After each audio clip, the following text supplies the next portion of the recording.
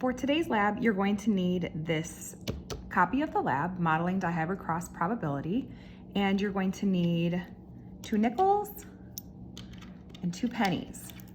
You can actually use 2 of any different kind of coins. You could have 2 dimes and 2 quarters, 2 pennies, 2 quarters, whatever, but here I have 2 nickels and 2 pennies for the second part of the lab. All right, follow along with me. In genetics, the probability of certain traits appearing in offspring is often expressed as a ratio. For example, 2 parent rabbits that are both heterozygous for normal fur color, capital A, lowercase a, can produce 2 types of offspring, normal fur babies and albino fur babies. The expected phenotype ratio in the offspring is 3:1, as you can see in the monohybrid cross to the right. So here we have a heterozygote parent crossed with another heterozygote parent, and here are the possible offspring. Right here is where we would see the albino baby.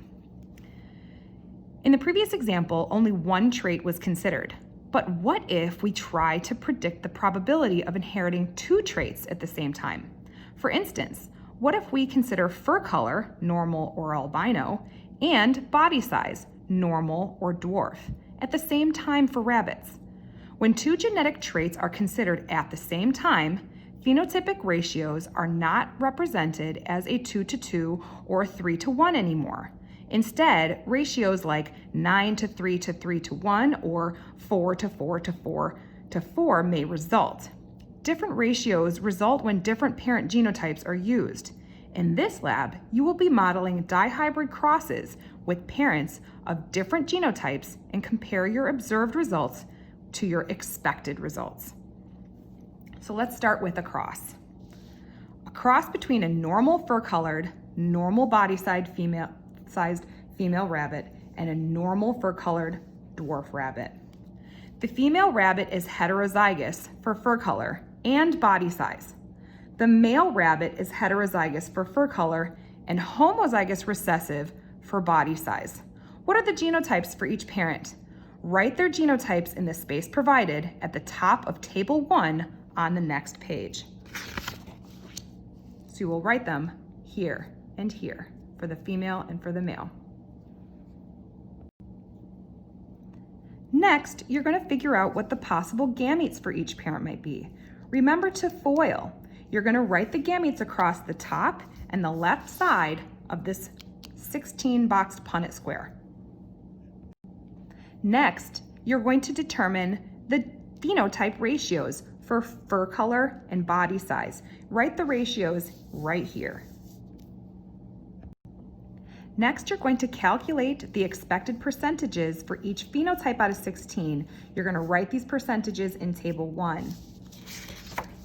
So the percent expected should be written in this column for normal color, normal size, normal color dwarf, albino normal size, albino dwarf.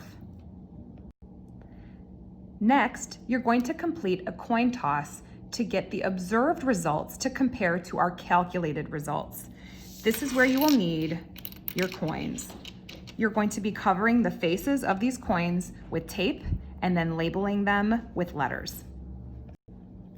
Once you've covered your pennies and nickels with tape, you should write capital A's on one side of the penny and lowercase a's on the other side of the penny. And then for your nickels, you're going to write a capital D on one side and a lowercase d on the other side of one nickel, and then a lowercase d on both sides of the other nickel to represent the genotypes of the potential parents. Now I'm going to set up my station. I have a piece of scratch paper with 1 through 100 written down so I can record my results.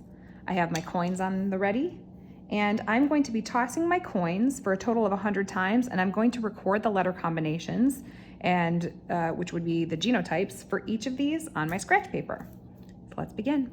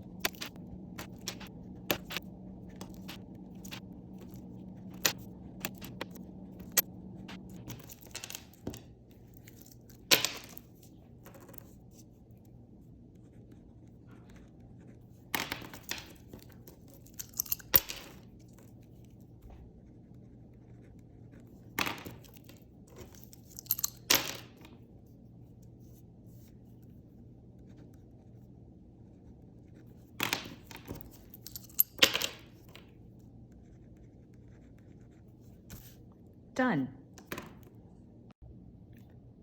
Now that I've done my coin tosses, I'm going to count how often each phenotype appeared from the genotypes out of 100.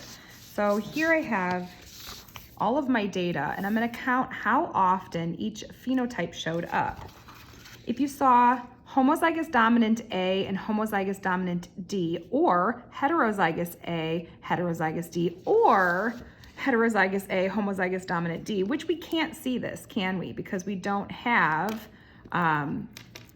we did not have coins that would have two capital Ds available. So that actually wouldn't even be possible. But we could see homozygous dominant A and heterozygous D. If they have those, they all have the same phenotype. That means that they're normal fur, normal body. So at least one capital A and one capital D is what we'd look for normal fur, normal body. And then I would place a check mark or a tally here every time I saw that. And I'm going to continue on for each of these different possible phenotypes.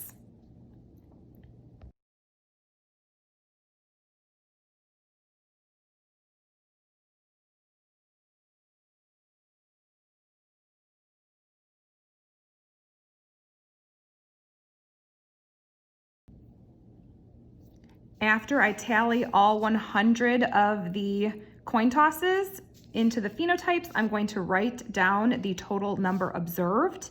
Instead of a tally form, I'll actually put a physical number, and then I will calculate the percent observed, and I'll be able to compare it to the expected. Then you'll answer the questions on page 3. Good luck.